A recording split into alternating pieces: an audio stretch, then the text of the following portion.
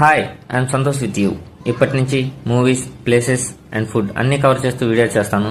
Me support and సహాయం నాకు ఉంటుందని చెప్పి నేను అనుకుంటున్నాను. Okay, let's go for the video. ఈరోజు మనం మాట్లాడుకోబోయే సినిమా వచ్చేసి లోకా ద చాప్టర్ 1. సినిమా ఎలా ఉందంటే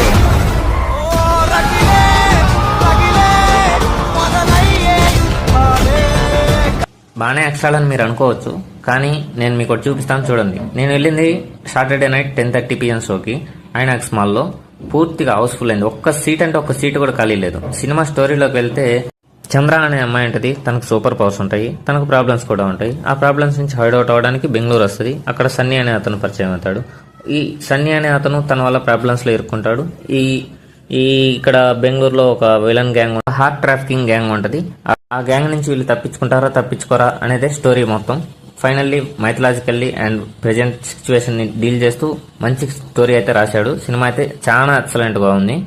లీడ్ యాక్ట్రెస్ విషయానికి వెళ్తే కళ్యాణి ప్రియదర్శిని గారు చాలా బాగా యాక్ట్ చేశారు. నస్లన్ ఇతను కూడా చాలా బాగా యాక్ట్ చేశాడు, బాగా హ్యాండిల్ కూడా చేశాడు, తన హ్యూమర్ ని కూడా చూపించాడు. కామెడీ టైమింగ్ కూడా బాగుంది.